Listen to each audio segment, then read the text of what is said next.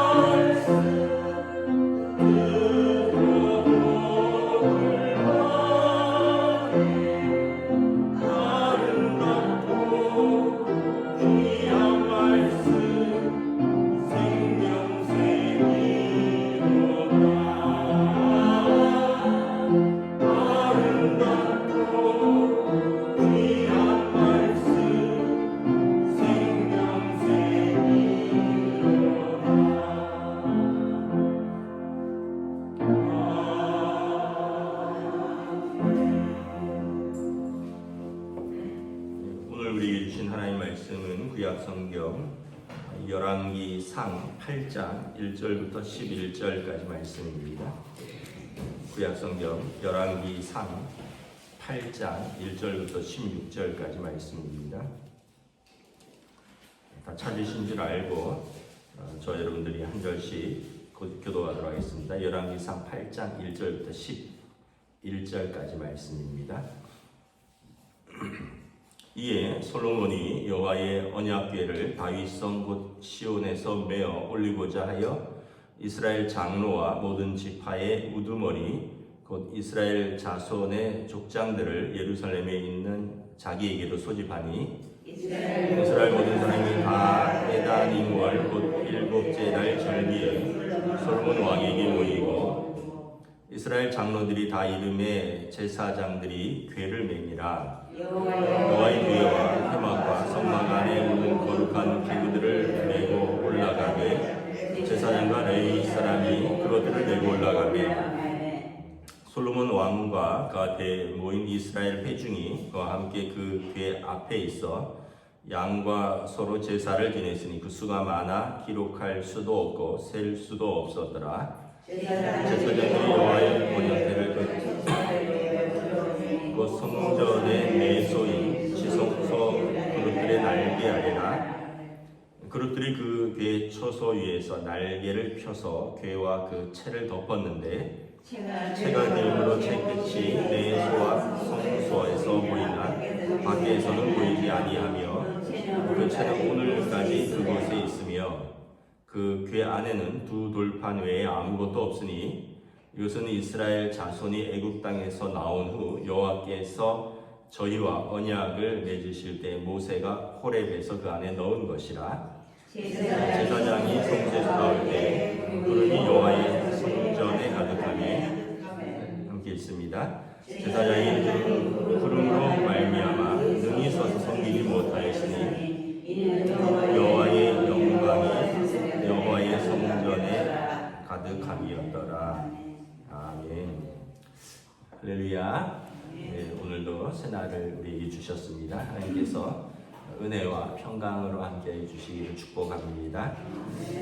솔로몬 성전이 이제 완공이 되었습니다.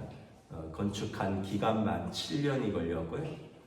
수만 명의 사람들이 동원돼서 뭐 외국에서 이제 레바논의 백향목과 돌들을 떠왔고 또 정교한 기술자들이 동원됐고 그리고 또 금과 뭐 이런 놋과 이런 귀한 보석들과 광물들로 성전의 기물과 성전의 기둥들을 씌우고 해서 아주 아름답게 솔로몬의 성전을 완공했습니다.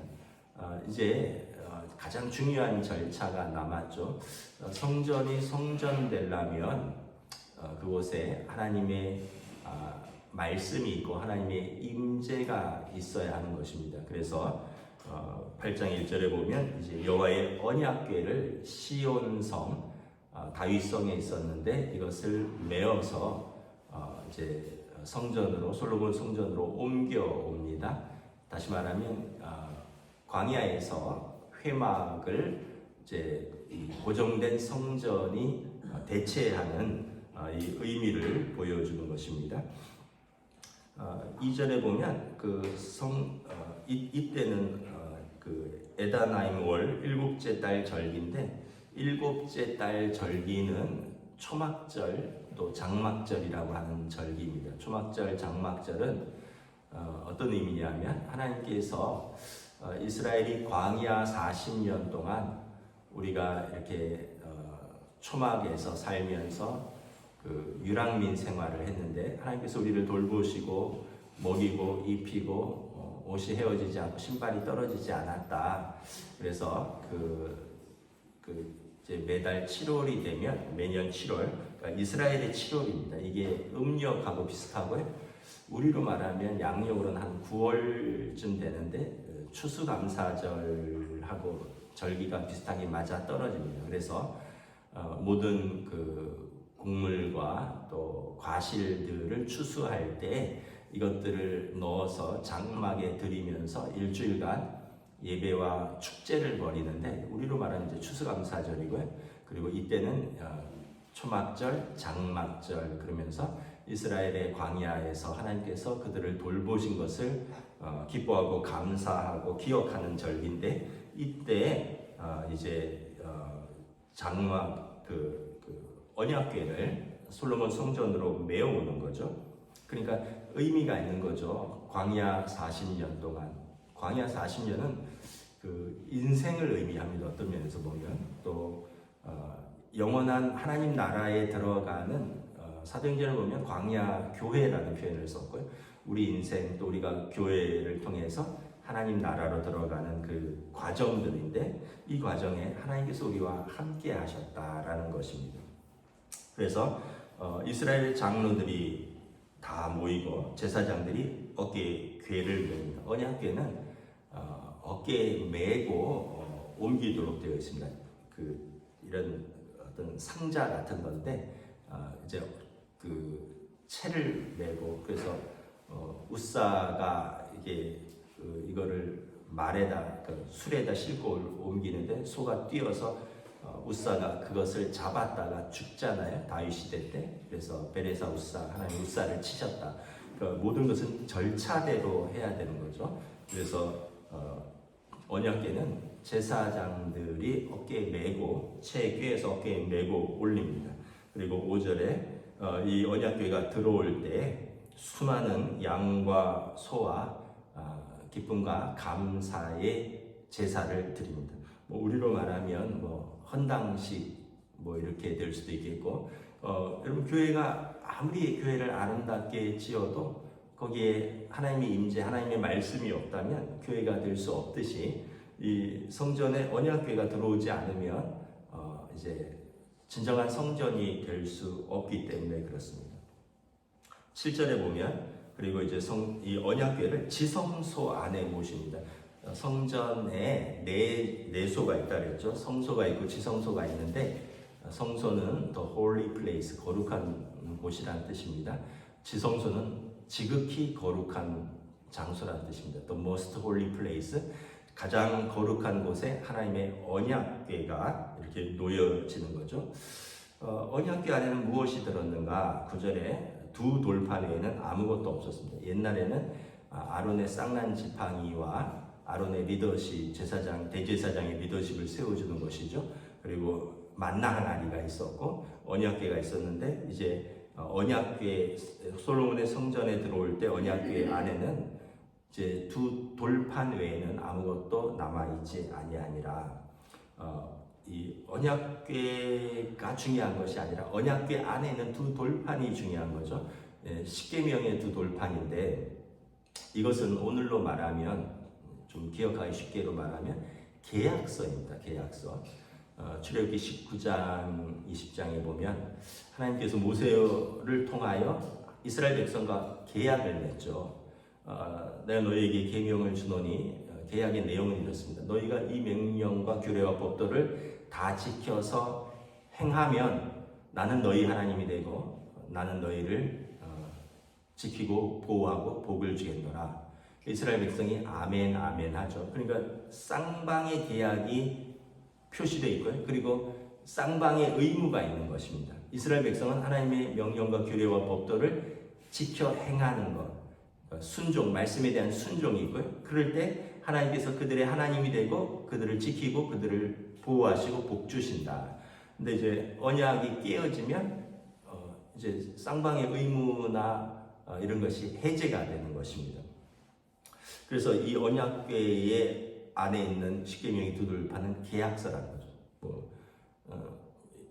아마 여러분들이 어떤 상가를 임대를 한다거나 아니면 전세를 할 때 계약서를 쓸 겁니다. 그러면 임대인과 임차인이 아마 부동산 중개인 앞에서 동일한 계약서를 쓰고 동일한 계약서를 한 장씩 나눠 가질 겁니다. 그런데 한 사람이 그 계약서를 위반하면 예를 들어서 집 안에 시설을 어느 정도를 써야 되는데 어느 정도 이상을 썼다거나 망가뜨렸다거나 아니면은 그 기간 안에 이제 재계약을 하지 않는다거나 이런 여러 가지 계약의 의무를 위반하면 계약이 무효가 되는 거죠. 그 마찬가지로 여러분 우리가 하나님과의 그 관계 속에서 저나 여러분이나 약간 아이들처럼 떼를 쓰는 게 있어요. 아이들이 그런 게 있잖아요.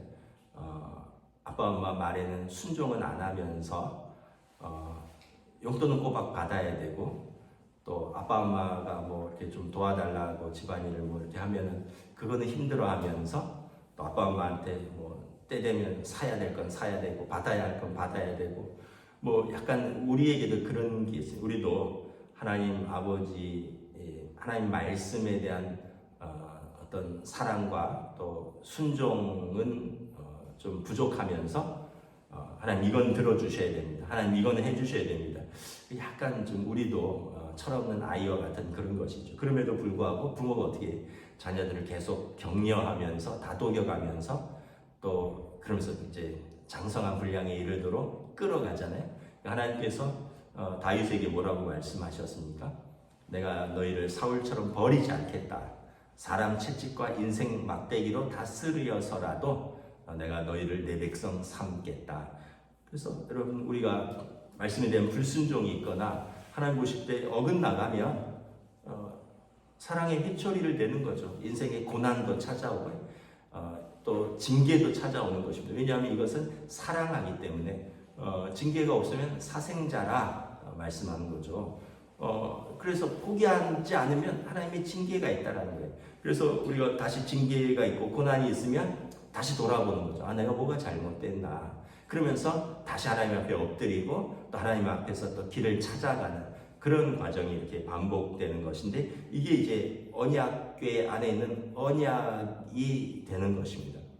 하나님께서 우리에게 주신 말씀은 뭐 10가지로 이렇게 언약궤에 되어 있지만 사실은 뭐 유대인들은 613가지로 나눠놨고요.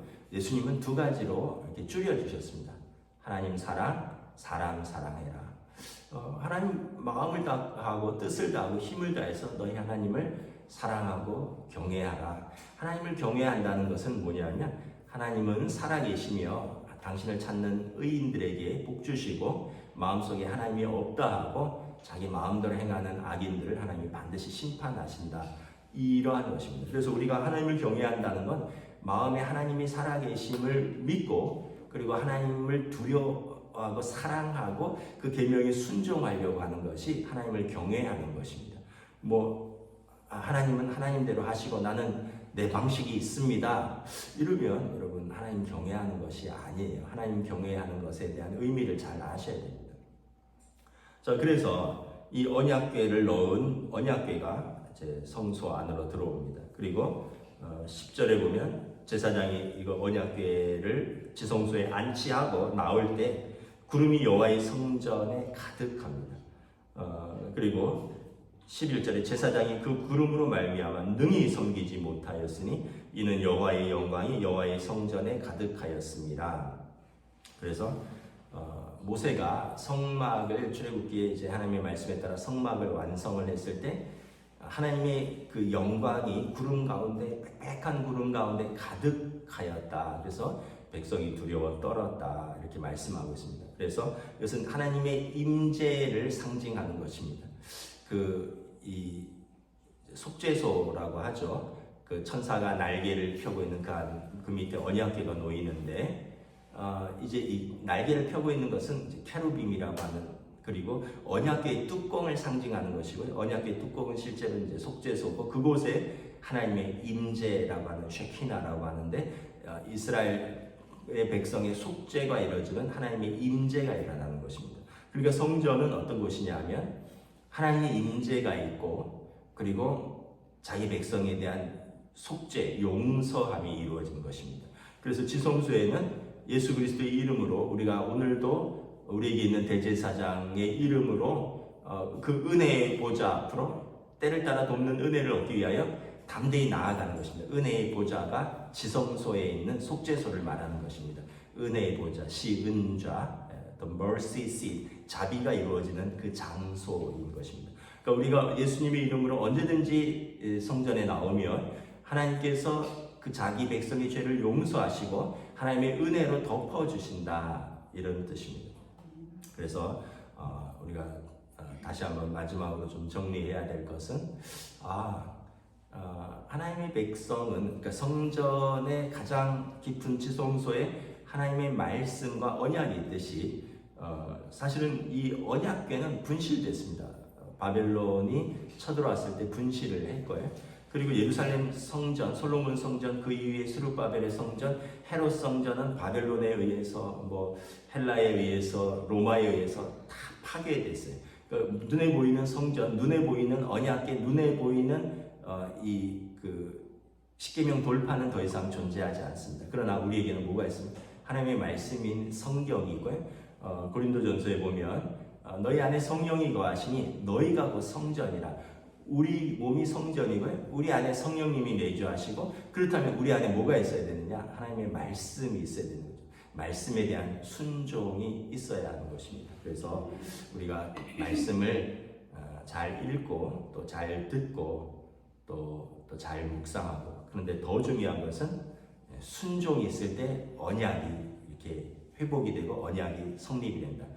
순종이 없으면 언약은 깨어진다라는 거죠.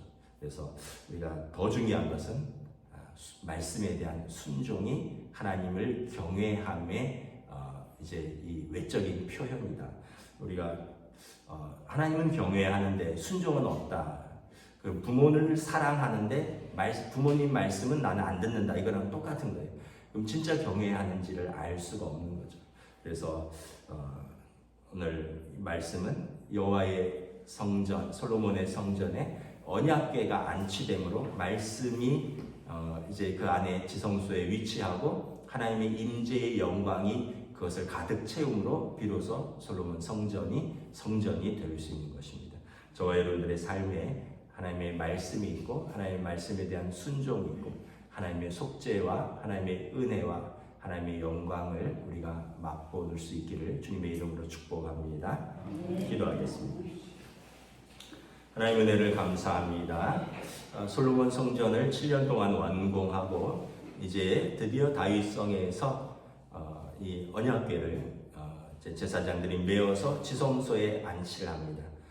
그리고 그 언약궤 안에는 십계명 2 돌판이 들어있으며 하나님과 이스라엘 백성의 언약 계약이 들어있고, 그리고 하나님께서 그 솔로몬 성전에 하나님의 임재의 영광으로 나타나셔서 그들이 하나님의 살아계심과, 그리고 자기들은 하나님의 백성으로서 하나님의 말씀에 순종할 것을, 그리고 하나님은 그들의 하나님이 되셔서 그들을 돌보시고 사랑하시고 그들을 지켜주시고 복주신다는 그 언약을 다시 한번 확인하는 귀하고 복된 시간을 다시 한번 확인합니다. 오늘 우리들의 삶에서도 우리가 눈에 보이는 성전도 있지만 또 우리 몸이 성전이요, 또 우리 공동체가 또한 성전이니 우리 자신 안에 하나님의 말씀에 대한 순종이 있고, 우리가 모인 사람들 안에 하나님의 말씀에 대한 순종이 있고, 또 우리가 모인 건물에서 사람들이 모여서 예배할 때 우리가 하나님을 경외하며 하나님과의 언약을 지켜나가며 비로소 하나님의 백성이 되며 하나님께서 우리 가운데 함께 하신다는 것을 또 우리가 다시 한번 확인합니다. 우리들의 삶에서 하나님 영원토록 또 우리와 함께 하여 주시고 우리는 하나님의 백성으로 삼아 주시옵소서. 감사를 드리오며 우리 주 예수 그리스도 이름으로 기도드리옵나이다. 아멘. 하늘에 계신 우리 아버지의 이름을 거룩하게 하시며 아버지의 나라가 오게 하시며 아버지의 뜻이 하늘에서와 같이 땅에서도 이루어지게 하소서. 오늘 우리에게 일용할 양식을 주시고 우리가 우리에게 잘못한 사람을 용서하여 준 것 같이 우리 죄를 용서하여 주시고 우리를 시험에 빠지지 않게 하시고 악에서 구하소서. 나라와 권능과 영광이 영원히 아버지의 것입니다.